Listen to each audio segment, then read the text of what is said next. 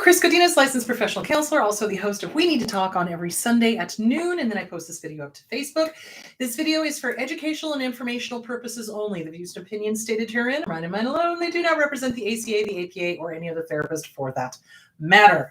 Boom, shakalaka done. I would like to thank my sponsor, BetterHelp, BetterHelp, BetterHelp.com/Chris Godinez. They are an online therapy company. They are international. They are everywhere in the world.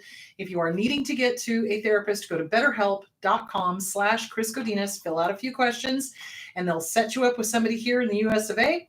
If you happen to not like your therapist, you just go back in and go, hey, don't like them, set me up with somebody new, fill out some more questions, and they will set you up with a different therapist that is licensed, professional, master's level, or PhD level. So I've been getting good feedback on that. I'm glad that they are helping people. Thank you, BetterHelp.com/Chris Godinez.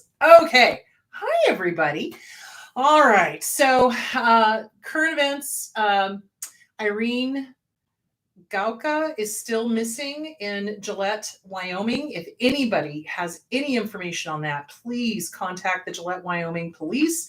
They are looking at a person of interest. They are now looking for a 55-gallon barrel that they think that the person of interest might have used to dispose of her body. So they are looking for that barrel. If you know anything, please contact the Gillette, Wyoming Police Department. So there that is. Okay, let's dive into today's question or today's topic. So a lot of people have been writing in and going, I'm procrastinating like crazy. I'm not doing what I should be doing. What the heck is going on? Why am I doing that? Well, okay, let's talk about procrastination. Is it self-sabotage? Yeah. Is it a trauma response? Absolutely. Is it based in fear? You betcha. So let's talk about these different things that are going on. So how to break this down. So let's talk about family of origin and abusers and things like that. So when we are with somebody who is an abuser, they force us to be perfect. So we get this perfectionism thing going on. We get this, I have to be perfect. I have to do this perfectly. It has to be perfect because otherwise the abuser is going to march in and be like, oh, you made a mistake. And they're going to like rub your nose in it. So what that does to a little kid or even an adult is that we quickly learn, oh, I can't make mistakes. I can't. No, it has to be perfect. I have to do this perfectly. And so when we get that perfectionism going, we then get analysis paralysis. That's part of procrastination. It's not all of it, but it's part of it where we just go, oh, I can't do it perfectly. Therefore, I'm not going to do it at all. Because the fear of doing it not perfectly is greater than not doing it at all. And it's kind of that avoidance thing, you know, how we talked about avoidance because, you know, we're avoiding because we don't want to be punished and we don't want to be harmed and we don't want to be hurt. And we don't want the abuser to make us wrong or hurt us for not doing it to their standards, right? So the abuser, some of the stories I have been hearing lately, it just, it makes my head hurt. They'll tell the kid to clean the bathroom, for example, or the kitchen or the garage or whatever. And if the child doesn't do it right, they then punish them physically using the cleaning products. Don't get me started. I really wish this country had stronger laws about child abuse. I really do. And I really wish that there wasn't this stigma about reporting it, that the parents, whichever ones, were not immediately accused of making things up. But then again, you have the whole parental alienation thing where sometimes the abuser makes stuff up. So it just, makes my head hurt. It makes my head hurt. So anyway, so we quickly learn it's not okay. It's not okay to not do it perfectly. It's not okay to not do it up to the abuser's weird standard. And here's the crazy thing. And I think this is where a lot of us get messed up with this, is that the abuser will be okay with it one time, but come back and we will have cleaned it the exact same way. And they'll go, not good enough. And then they'll find some excuse to physically, emotionally punish. So that's part of where that's a trauma response. Not doing things is a trauma response because of what has happened in the past when we got punished. So, it's something to think about. And this is something to, I think, really get with a good trauma therapist. You want to work with a trauma therapist on this. This is a trauma response, especially if it's based in perfectionism, and especially if it's based in, oh my God, not good enough. Oh my God, what if it's not perfect? Oh my God. So, and it's also a form of self-sabotage. So this is who is also interconnected. It's not even funny. So if we have a family of origin that is disordered, abusive, harmful, hurtful, toxic, etc., if the child outshone them, they would also get punished. It's a no-win situation. So it's kind of like you do a great job, you get the recognition for it, and they come unglued because you've stolen their thunder and their crazy heads. Or you get this, what's the word I'm looking for? You basically you lie to yourself and you go, oh, I do better under pressure. Oh, I do better if I have this deadline and I just wait until the very last minute. Well, study after study after study shows that that's not true. And what it does do is, excuse me, health conditions. It creates hypertension, heart disease, et cetera, et cetera, et cetera. So yeah, so it's this damned if you do and damned if you don't kind of thing. If you outshine them and you do it, you get it done in time, and you get praise from your teachers or your boss or whatever, then the partner or the family of origin has a fit and punishes you for being on time. So so we get all of these weird mistaken thoughts and these weird mistaken beliefs. And there's a lot of magic thinking around it, especially if we developed the procrastination as children. So again, this goes back to inner child. What are your inner child's beliefs? What are the mistaken thoughts? What are the mistaken beliefs? What does that inner child say to you when you've got a deadline and it's going, no, we don't need to do that right now. No, it's too painful. We'll just push it off. No, it's too scary. We'll just push it off. So again, it's like inner child workbook, either by Catherine Taylor or by Lucia Cappuccioni. What is that about? Where did you learn to push things off? Now, fear. Fear is a huge obstacle when we are dealing with PTSD, CPTSD, et cetera, et cetera, et cetera. It stops us literally in our tracks. How many times have you gone right up to the edge and then you pulled back? How many times have you, I'm going to do this, and you pulled back? How many times? And then when you really look at it, you're like, wow, why am I doing that? What am I afraid of? And then when I start working with my clients and we start digging into that fear, it always goes back to an inner child fear. It's a very, very itty bitty person fear. It's a little kid fear. That doesn't invalidate it, but it just means that you have got to work on that trauma. You have got to work on that fear. Fear is what stops us. Absolutely. Fear is what stops us with everything. I mean, when you think about it, when people say, oh, this is why I didn't do this. Well, why? Well, I was afraid of, and then fill in the blank.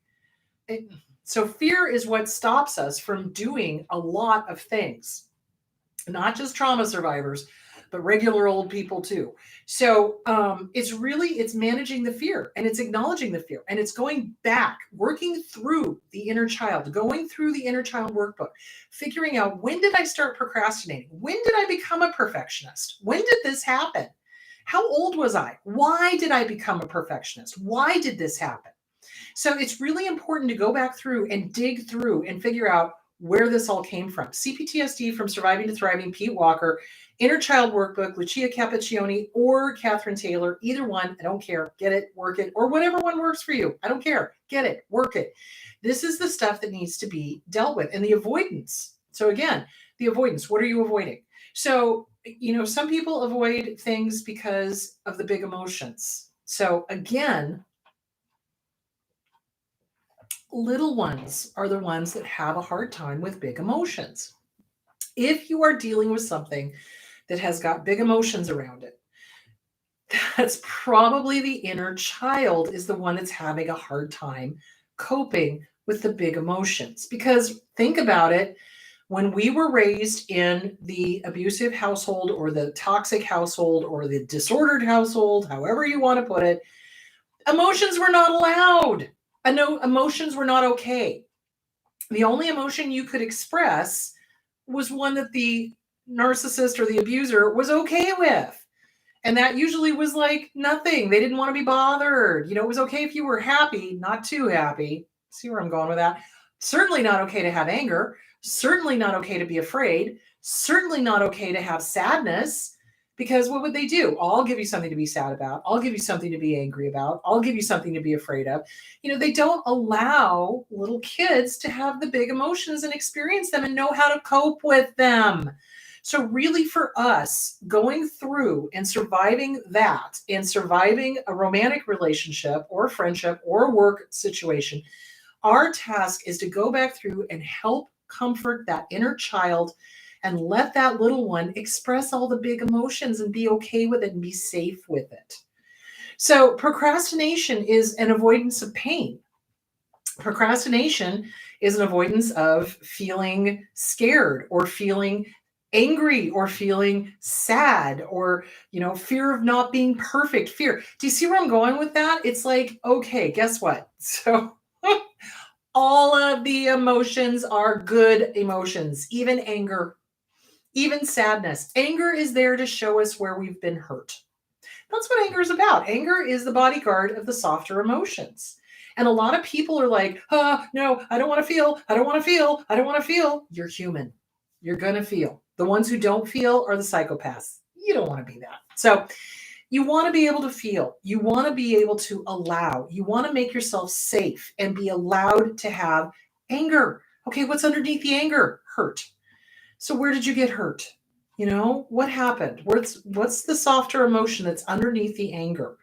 And usually it's, again, fear. It's the fear of being hurt. It's the fear of whatever is going on. And so people get angry so people don't hurt them, which doesn't work, by the way. So it's really important to identify, what are you procrastinating about? That's going to tell you a lot. Okay, what specific area are you procrastinating on? What are you constantly avoiding?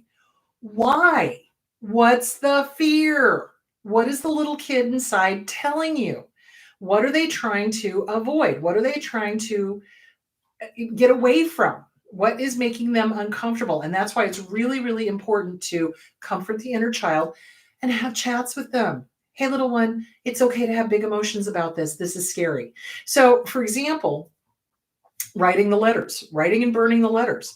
Sometimes I'll have clients come in and they will absolutely not want to write the letters. No, no, no, no, no, I don't want to do it. It'll make it real. Yeah, it does make it real. And that's why you need to write the letters. And again, it's hard because once we allow ourselves to start processing those emotions and start feeling the feelings, there's no going back. And I think there's a part of the inner child that kind of knows that. And it's that fear of letting go. It's that fear of, oh, now I really have to deal with this. Now I really have to process this. Now I really have to fill in the blank. So it's really important to comfort the inner child as you're going through all of these ways that you've been procrastinating. Who, how, where, what, why? That's what you want to ask yourself. What is the subject of the procrastination? What are the lies that I tell myself about the procrastination? Because that's important too. Because remember, it's that magic thinking that little kids have. Oh, I work better under pressure. No, you really don't. So, what's going on? What is the subject I'm trying to avoid? Why am I trying to avoid it? Who made it unsafe for me to deal with this? How can I help myself move forward? So I wanted to read a thing on Psychology Today. Let me see if I can find it. Hold on just a second. Okay, so psychology today. All right, procrastination. Everyone puts things off sometimes, but a procrastinator chronically avoids difficult tasks. Now, this is on psychology today, and it's just titled procrastination. Uh, okay, I don't feel like it comes to take precedence over their goals and over their responsibilities and can set them on a downward spiral of negative emotions that further deter future efforts. So it is self sabotaging because what do? We procrastinate, we don't get things done, and then we beat the living crap out of ourselves. Ooh, that's not good. You don't want to do that. So procrastination is almost a form of self punishment, and it's not good. And it's learned. It's learned. We learn it from the situation with the disordered family or the disordered lover or the disordered boss or the disordered whatever. So it's, we don't do it. We miss the deadline. We don't get it done. And then we start telling stories about how horrible we are and how stupid we are. And you're this, you're lazy, you're that, you're this. And next thing you know, you feel like crap. How you say things to yourself matters. So don't beat yourself up when a procrastination event happens. What you have to do is figure out the who, what, when, where, how, why, and then come up with a plan, because that's what good therapists would do to help get over that hump and get through the procrastination to get this goal done. Sometimes it's filing the divorce papers. Sometimes it's packing up and leaving. Sometimes it's dealing with bank issues. Sometimes it's dealing with the debt.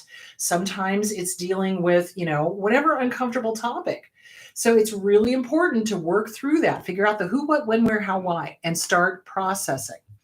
Procrastinators also involve a degree of self-deception. At some level, procrastinators are aware of their actions and consequences, but changing their habits in their minds requires greater effort than actually completing the task in front of them.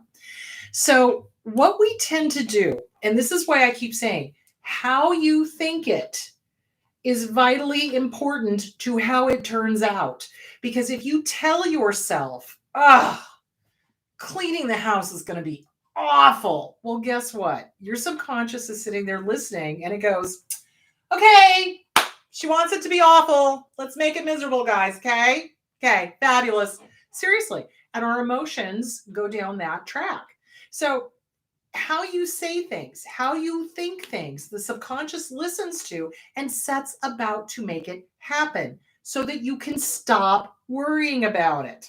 And you don't want to create bad days. So it's the same thing as, okay, you wake up in the morning and you say, oh, today is going to suck. And then it does. Why? Because you told yourself today was going to suck. And your subconscious went, okay, she wants it to suck, kids. Let's make it a sucky day. It's just going to be sucky. Okay. Okay. Everything's going to be miserable. Yeah. Nothing's going to be right. No, absolutely. Nothing's going to be right. Do you see where I'm going with that? So, but if you wake up in the morning and you go, I am going to allow myself to have a good day. The subconscious goes, oh, she wants a good day. Okay. Okay. We can do that. All right. Let's make it a good day. Okay. Yeah. Yeah. Everything's going to be okay. Yeah. It's good. Do you see where I'm going with that? So how we say things is how it turns out.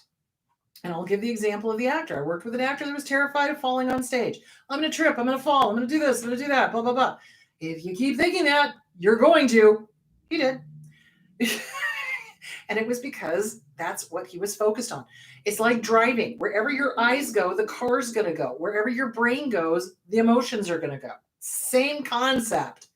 So, okay. So what we tell ourselves about the task at hand really does affect it. Now, do I like cleaning toilets? No, it's not my favorite, but I will go, you know what? It's going to smell wonderful when I'm done. It's going to be nice and clean. It's going to be fabulous. I'm going to put on some music and I'm going to enjoy myself. And then I clean the toilet and it's done and it's fabulous and it smells wonderful. And yeah, and it wasn't this, how do I explain this? Slogging through molasses to get the toilet clean. But that's what we do to ourselves, is that we tell ourselves, oh, it's going to be horrible. Oh, it's going to be awful. So I'll have clients come in and sit down and they'll say, oh, this homework assignment, it's going to be hard. Stop. Will it be a challenge? Yes, it may be challenging. Is it going to be hard? Only if you say so. And they'll kind of look at me and be like, what? And I'll be like, how you say it is how it turns out. How you say it is what our subconscious sets about to make happen. So you must be meticulous in your thoughts and words. I know. And really be aware of what you are saying to yourself and how you are saying it to yourself. It doesn't need to be difficult.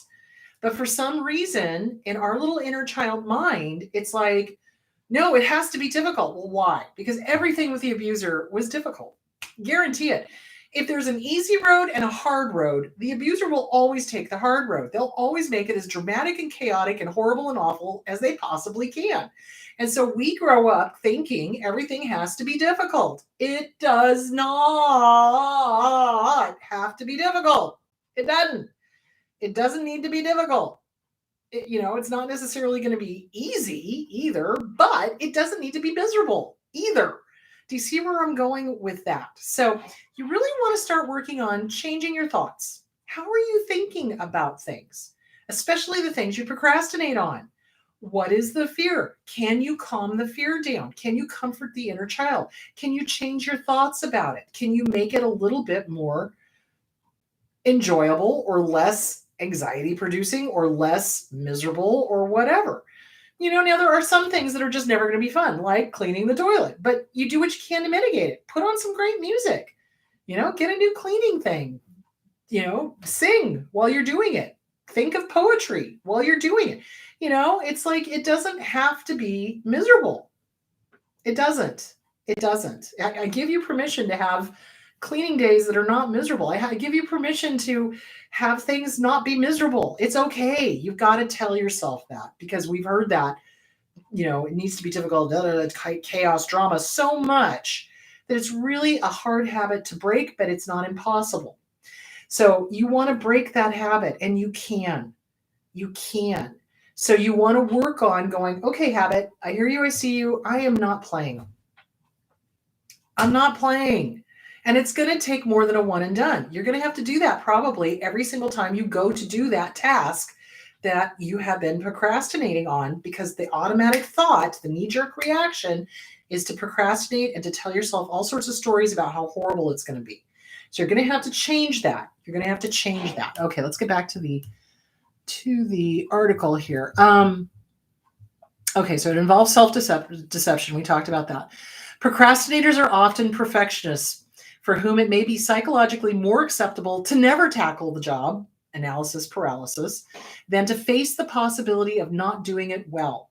They may be so highly concerned about what others think of them that they put their futures at risk to avoid judgment. Okay, so for this, you are literally, what other people think is none of my business.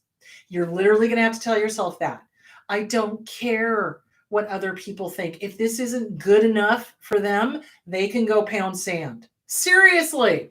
And you're going to have to do that, because abusers will be like, it's not good enough. It's not good enough. If it's a boss, you do it to the best of your ability. And if they don't like it, start looking for a new job.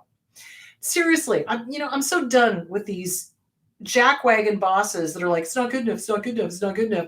And yet they'll let their little golden children get away with murder. And I'm like, you know what? Just no, get a new job. No, sorry. And it's the same thing with families. They'll let the golden child get away with murder. And then they'll tell the kid that's actually doing all the work, not good enough, not good enough, not good enough, not good. You know what? If this is not good enough for you, then I don't need to be around you. Bye-bye. Bye-bye now. Bye-bye. Go pound sand. Bye-bye. Do you see where I'm going with that? So it's what other people think is really none of our business. And especially if it's something that's not impacting other people so much. So say, for example, okay, so one of the things I've heard when people are leaving abuse, oh my gosh, I'm terrified that I didn't do everything right in the court documents. Okay, get a consultation, or go to Fresh Start Women's Resource Center and go consult with somebody for $15 and make sure that the paperwork is good, and then turn it in. And really, then as we talk, it turns out that that's just an excuse because they're afraid of turning it in. And then we got to deal with the fear. Do you see where I'm going with that? Who, what, when, where, how, why? What's really underneath the procrastination? What's really going on? 9 times out of 10, it's fear. Fear of being judged, fear of being wrong, fear of having it be real, fear of actually leaving and doing things on your own, fear of, there's all sorts of stuff going on. It's usually fear-based. Okay. Okay. Why do I procrastinate? Procrastination is driven by a variety of thoughts and habits, but fundamentally we avoid tasks or put them off because we do not believe we'll enjoy doing them. Yeah. And we want to avoid making ourselves unhappy, or we fear that we won't do them well. People may also procrastinate when they are confused by the complexity of a task, such as filing taxes, or when they're overly distracted or fatigued. So again, you want to check in. How are you feeling? Are you doing self-care? Are you getting enough sleep? Are you putting things off because you're not taking care of yourself and you just don't have the energy? So it's really important. It's like we are not separate. Our bodies are not separate from our minds. Our minds are not separate from our bodies. You must take care of the whole organism. You've got to take care of mind, body, spirit. Make sure you're okay. Make sure you're getting enough water. Make sure you're eating healthy. Make sure you're getting enough sleep. Leaving abuse takes a huge amount of energy, mental energy, planning, all of that stuff, making sure you're okay, making sure the kids are okay, getting help for yourself, getting help for your kids. You've got to do self-care. And sometimes the procrastination is the codependency. Okay, who, what, when, where, how, why? Because we put ourselves on the back burner, we haven't been taking care of ourselves, and we just don't have the energy to do whatever it is that needs to be done. So that's why you want to make sure you're taking care of yourself through this whole process. Okay, hold on.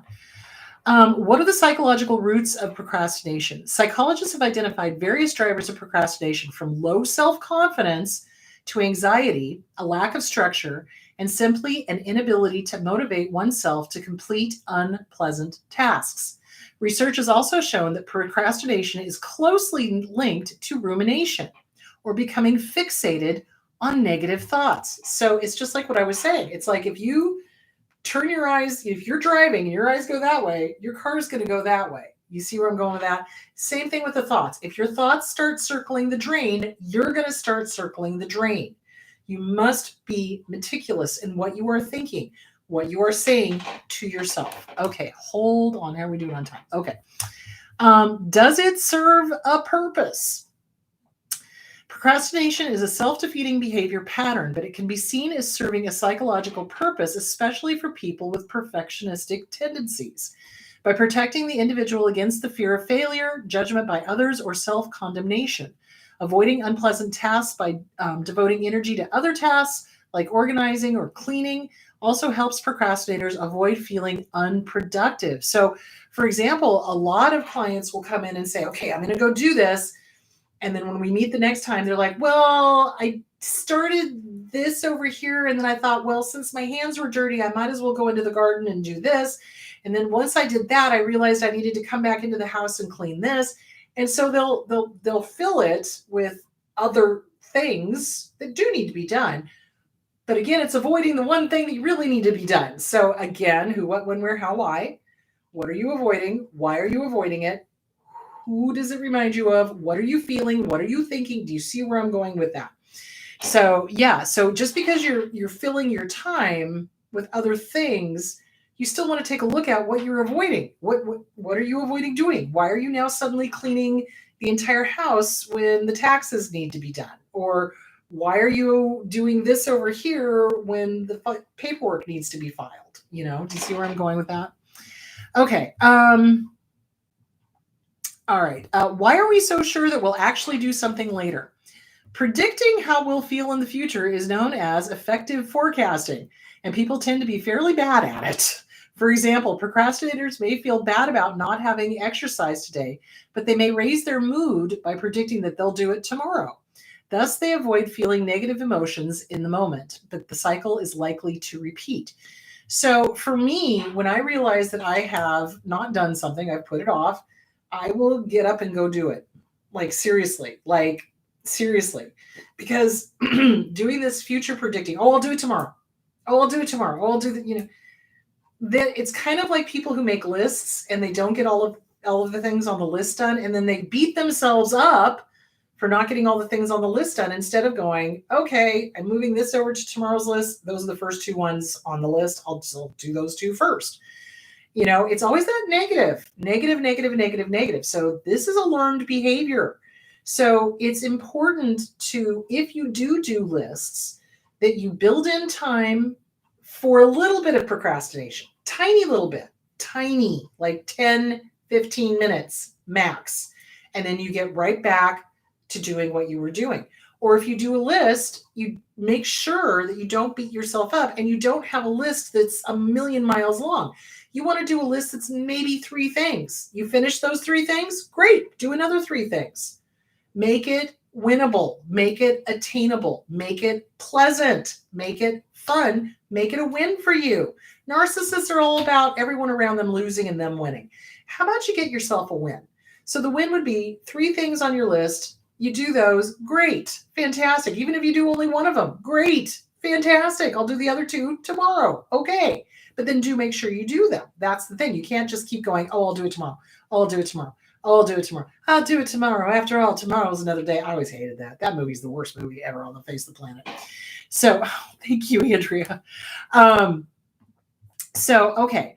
Who's most likely to procrastinate? People who procrastinate hold different values than people who do not. In studies, procrastinators reported valuing personal enjoyment over more highly than others do and valuing let me try that sentence again. People who procrastinate, research finds, may hold different values than people who do not. In studies, procrastinators report valuing personal enjoyment more highly than others do and valuing a strong work ethic less, and more likely to complete tasks they feel are important to them personally than those that are assigned to them. I don't know. I think I'm going to disagree with that. Because really, when you think about it, getting divorce paperwork done is important personally. And I don't think that they have a less work ethic. Some of the hardest working people I know are the single moms and dads that are dealing with abusers. So I'm going to contest that. I'm going to say, no, I don't agree with that. Consequences of procrastination. Procrastination may relieve pressure in the moment, but it can have steep emotional, physical, and practical costs. Students who routinely procrastinate tend to get lower grades. Workers who procrastinate produce lower quality work, and in general, habitual procrastinators can experience reduced well-being in the form of insomnia or immune system or gastrointestinal disturbances, which are all things that people that are going through abuse have. Procrastination can also jeopardize both personal and professional relationships. Is it bad for your health? Yes, you're at a higher risk for hypertension and cardiovascular disease. They tend to engage in more self-blame and disengage from wellness advice, suggesting that cultivating greater self-compassion could help such individuals begin taking better care of themselves. Self-compassion. Radical self-forgiveness by Colin Tipping. So many times survivors of abuse beat the living crap out of themselves. Why didn't I leave sooner? Why didn't I do this? I should have done this. I could have done that. I would have, if you hear yourself doing the shoulda, coulda, woulda, that's mental masturbation. It's a mind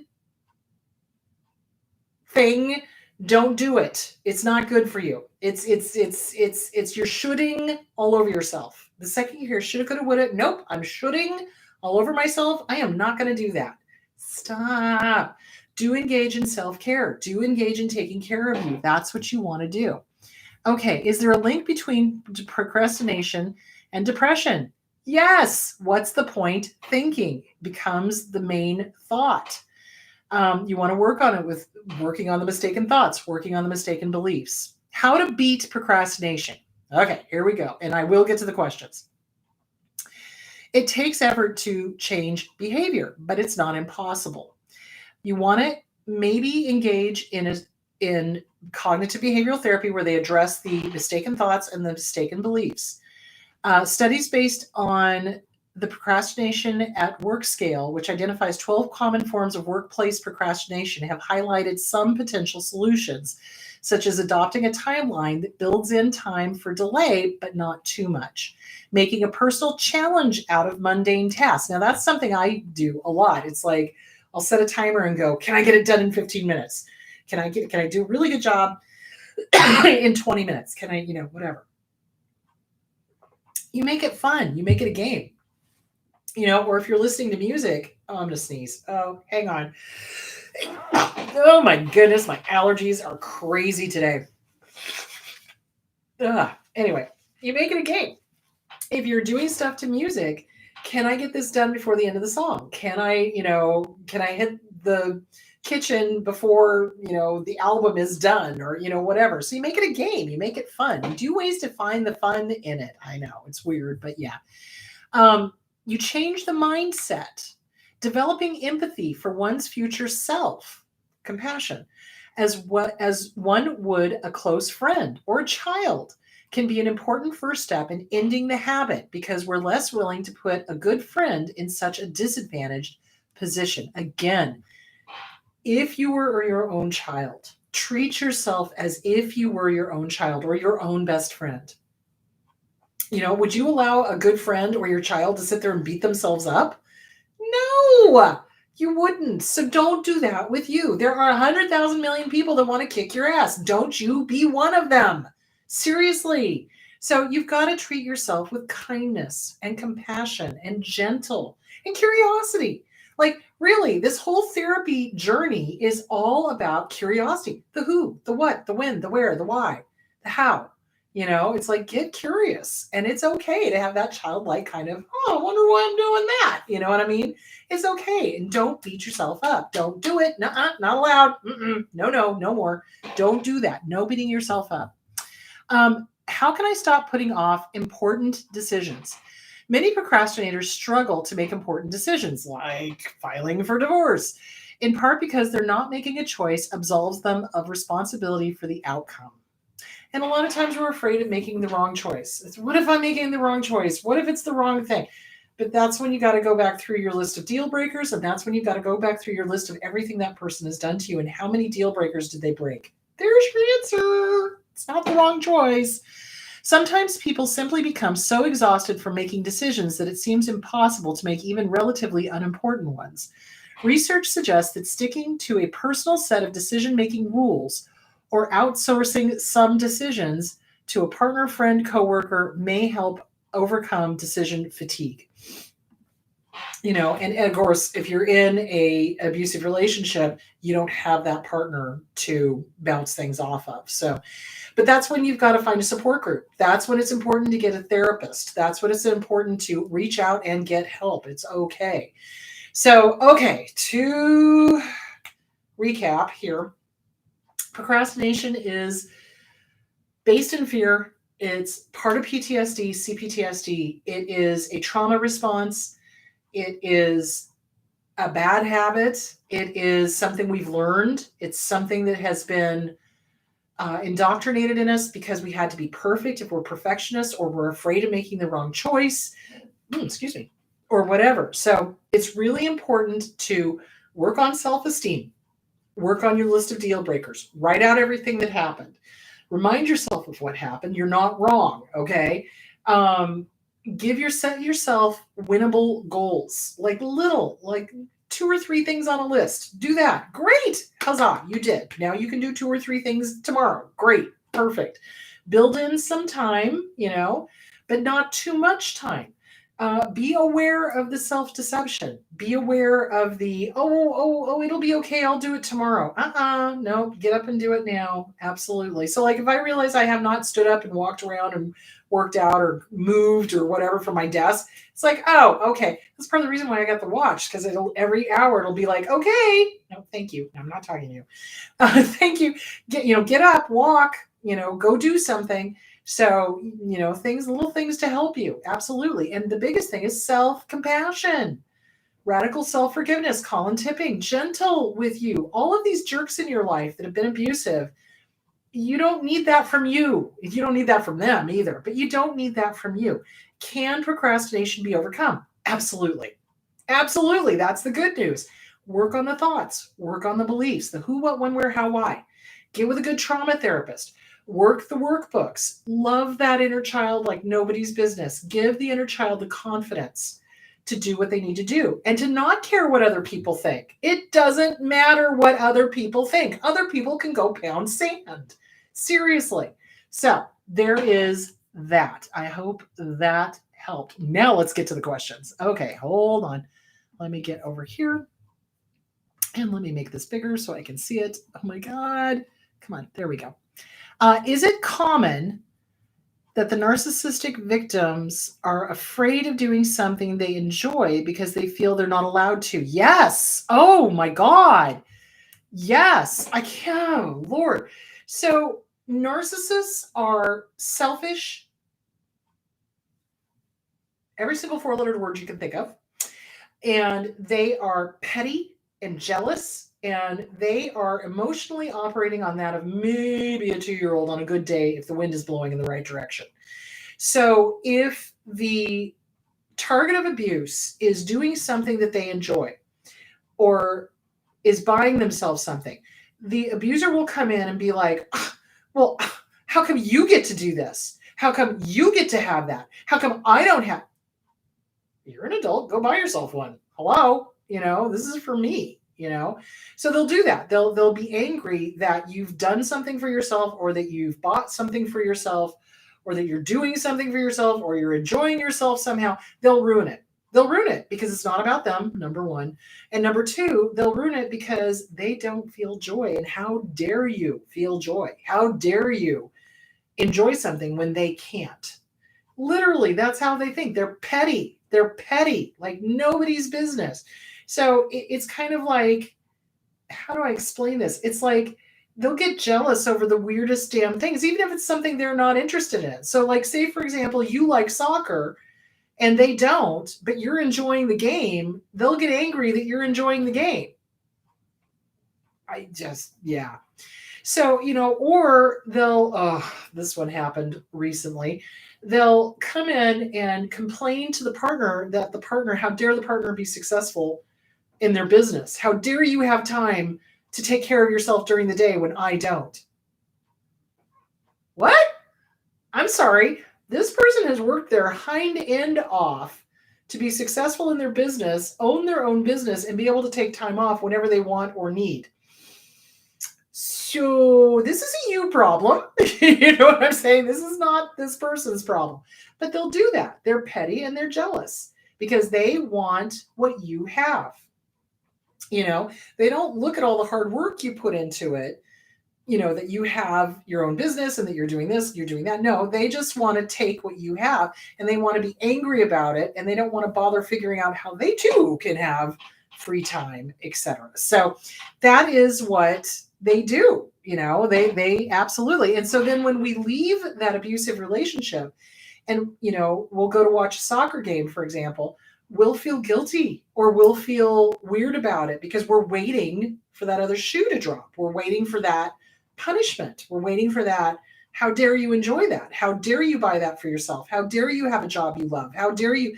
How dare you? How dare you? How dare you? Do you see where I'm going with that? So yeah, that's absolutely what they do. And it does take time to get through that weird feeling of guilt. And what you do is you write them a go pound sand letter. Dear abuser, go pound sand. You know what? I get to enjoy soccer. I get to have a job where I take time off. I get to buy things for myself. I get to, fill in the blank. But they wanted to make us feel guilty. Absolutely, because they can't feel it. And it pisses them off when we feel something that they cannot ever feel. So yeah, they absolutely do that. Second part of that question is, my narc mom wouldn't let me do these things because she didn't want it. Yeah. If they don't understand it, again, if it doesn't affect them directly, if they don't enjoy it, if they don't like it, they can't understand why we would enjoy it. And remember, they want us to be them. They want us to be mini me's. So like, they like football, you like soccer, which is funny because football is soccer in Europe, but you know what I'm saying? American football. They like American football. We like soccer. They'll try to get you to like football, American football, instead of soccer. So because they want us to like everything they like. And if we like something they don't like, Well, how dare you not be me? How dare you not think what I think? How dare you not like what I like? So it's that enmeshment. It's that weird enmeshment. Can you speak a little more about how disordered people punish us for both failure and too much success? Okay. So again, there is no separation between us and the abuser in the abuser's mind. We are them. They are us. We are them. And we damn well better act like them. And we better make them look good. And if we fail, we've made them look bad. How dare we? Okay. Or conversely, they're just looking for an excuse to punish because they're sadists and they enjoy it. Or we've done well and they're angry because we outshone them. So that is something that abusers do because they're crazy. Seriously, there's no winning with them. You cannot win. There is no winning with them. Too much, not enough. Too much, not enough. Too much, not enough. That's their whole thing. And they'll punish you for failing. They'll punish you for succeeding. They'll punish you for just sitting there. They'll punish you for having a thought. They'll punish you for the wind's blowing. That's just who they are. So when somebody is punishing somebody, no matter what, get the hell away from them. They're crazy. They're toxic. Get away. Get away. But that's what they do. And there's no logic behind it. And I think that's where a lot of survivors of abuse get really stuck, is that they keep looking for but why are they doing this? But why are they doing it? Here's why they're doing it. They're crazy. That's your answer. They are cuckoo for Cocoa Puffs. They enjoy it. They're sadists. They like punishing. They like hurting. They like harming. So yeah, they're crazy. It's nothing you did. It's nothing you did. Nothing you did. Absolutely. All right, let's go to the next question. All right, I have been coming out of denial, followed by betrayal by my now no contact brother. When do I know I have felt my feelings enough to start up again? Start what up again? I'm not sure I understand the question. So let me try to answer it to the best of my ability, because I'm not quite sure what you're talking about. If you are talking about start up again, okay, can you tell me more? What do you mean start up again? Do you mean start dating again?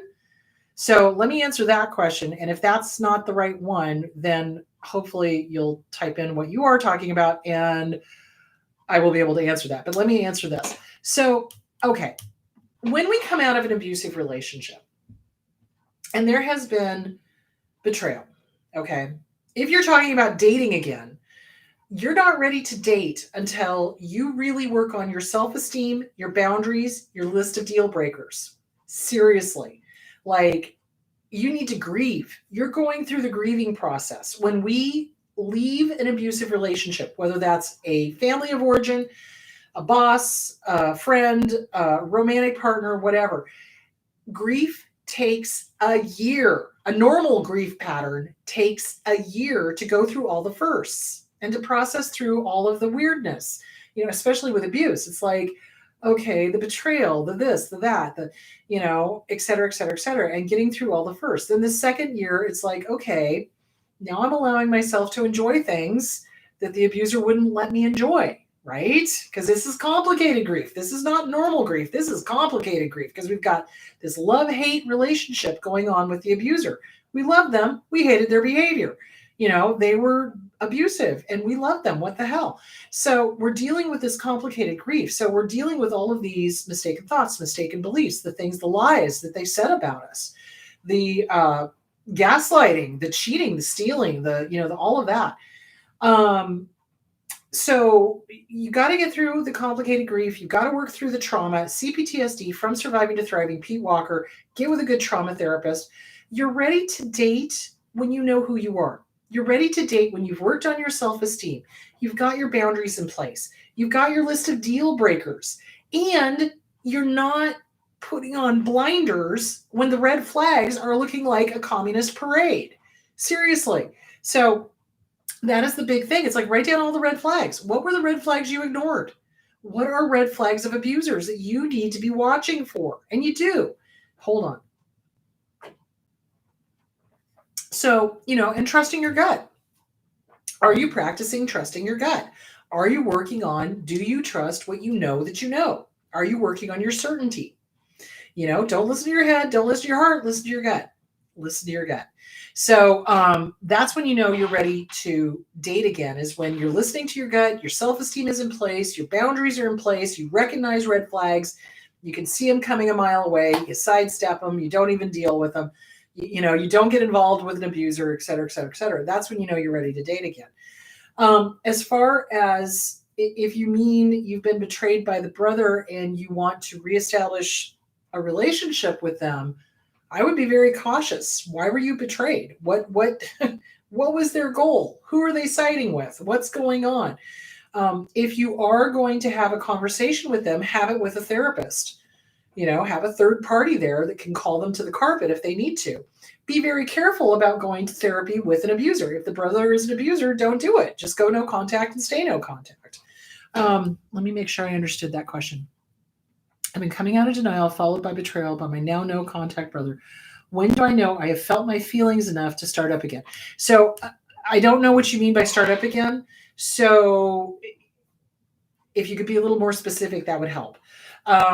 But if it is starting up again with the brother, if they've betrayed you, be very cautious. And if you do decide to do a therapy session, make sure it's with a good DBT therapist, trauma therapist that understands family dynamics, etc., and that is going to be an advocate for you to keep you safe so that you can bring up the difficult topics or whatever, and then trust your gut. Don't allow, if this person is continuing to betray you, no, they're not allowed in your life. Absolutely. So I don't know if that answered the question or not, but if you could either put it in the comments so I can answer the question, or if you could IM me on Facebook so I get a better understanding of what you're asking, that would be good. Okay. All right. All right. About how many items would you suggest having on a daily to-do list of work and errands? I would say no more than 3. Start small. If you can do the 3 easy, no problem. Okay, increase it by 1 or 2. But don't do a laundry list of, oh my God, it's this mile-long 20 items list. It's like, start small. Give yourself a win. Seriously. So start with 3. If 3 is easy and you get them done, add 2 more.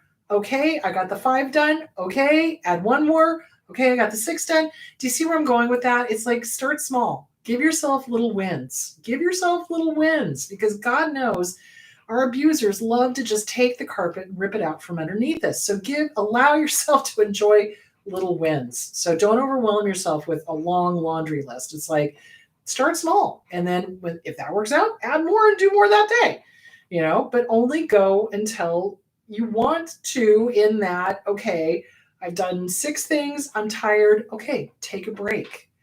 Pat yourself on the back, take a break, go get some water. Okay, do these things really need to be done today or not? Okay, yeah, they do. Okay, well, let me go back out and finish them. Again, that's kind of like, if I realize I haven't finished something that needs to be finished, I'll get up and go do it. I don't put it off.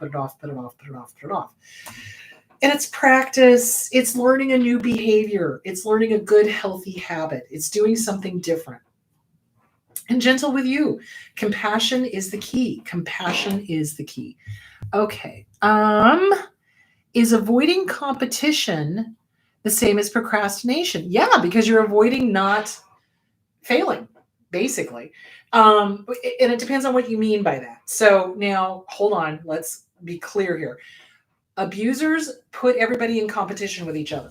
That's not healthy. That's not normal. Life is not a competition. Now, if you're avoiding competition, as in you're not doing something because you don't want to fail, then that's an issue. Does that make sense?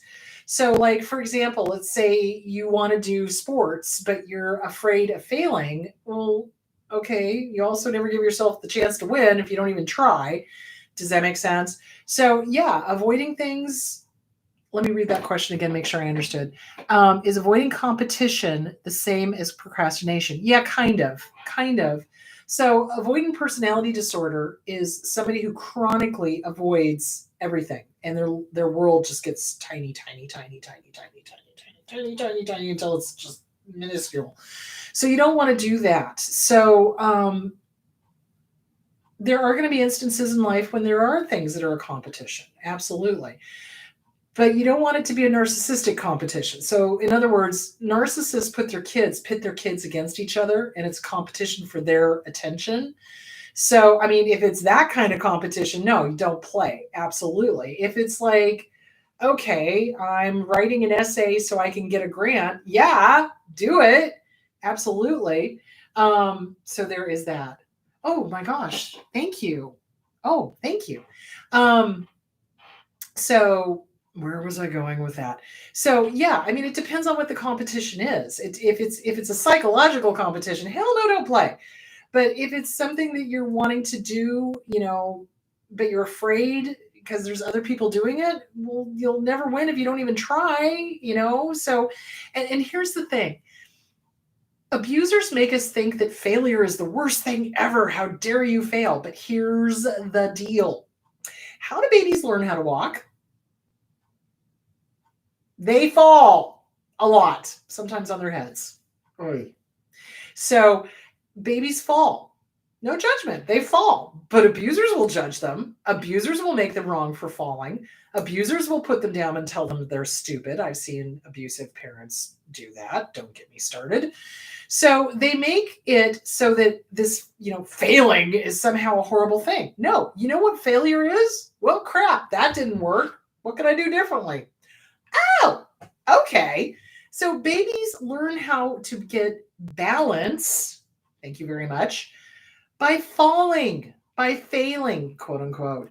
They fall and then they get back up and they giggle, which cracks me up. Oh my God.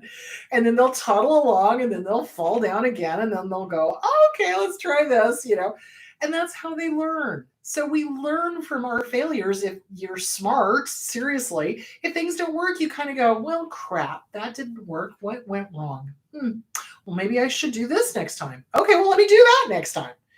And instead of sitting there judging yourself and beating yourself up, mea culpa, mea maxima culpa, I'm a terrible person for failing. No, you're human. Okay, what did you learn? What did you learn? What was the learn? What was the lesson? What can you do differently next time? That's really what a failure is. And I think that is the difference between people who are able to move forward in life and people who are stuck, is that instead of getting stuck in all the story that's going on in the head, oh, it means this, it means that, you're a terrible person, you're a failure, you're blah, blah, blah, blah, blah, blah, thank you for your input, shut the bleep up. Why? Because I say so. No, it means it didn't work, and, because it's an and world, it's my favorite saying, it's an and world. What can I do differently next time? Oh, okay, well, I will do this differently next time. Okay, and then it works. Do you see where I'm going with that? So I think you've got to change the way you think about failing. It's not that you want to fail, but what did you learn from it? And what can you do differently next time? And how can you not beat yourself up? How can you reframe that? How can you change what you say to you? So that's really important. All right, kids. So that is it, I think. Let me double check. Hold on. Did I get, oh, no, wait, there is one more. Hang on. I've isolated myself in fear and to feel my feelings from childhood. My brother not going back. I wonder if I can start life again, like go out and get a new dog and not focus on what's coming up. Oh. Okay, so that was that other question. Okay, I got it. You've isolated yourself. Got it. How do you know that you're feeling, okay, starting up again, starting your life again, living your life. So, okay, thank you. Thank you for sitting that in. Okay, so quickly, because I'm going to go over time now. Basically, it's a little at a time. It's not like this destination where, oh my God, now I can start my life again. It's like, okay, I'm coming out of isolation. I'm coming out of denial. I'd like to get a dog. I want to go do these things. You do it a little bit at a time. Get with a good trauma therapist. Get with a self-esteem workbook. Get with Radical Forgiveness, Radical Acceptance. Radical Acceptance by Tara Brach, Radical Forgiveness by Colin Tipping, Radical Self-Forgiveness by Colin Tipping. You do things a little at a time and, pick one, start there and you just keep going. It's not like, oh, I have arrived and now my life begins. It's like, no, your life is still going. and because it's an and world, and I'm getting a dog, and I'm working on my self-esteem, and I'm seeing a therapist. And you're doing that all at once. Does that make sense? So you just take little things at a time and you just keep building and your life will happen. You know what I'm saying? It's like you don't want to, the only thing that I would say put on hold is the romantic stuff because you want to make sure, like I said, you see the red flags, you understand the red flags, you have a list of deal breakers, you're not going to allow somebody to treat you like that again. You've got good self-esteem, you've got good boundaries. That's the only thing I would put on hold. Everything else, getting a dog, going exploring your world, figuring out who you are, you could do that right now. You could get a dog and get the self-esteem workbook. You could get a dog and go see a therapist. Do you see where I'm going with that?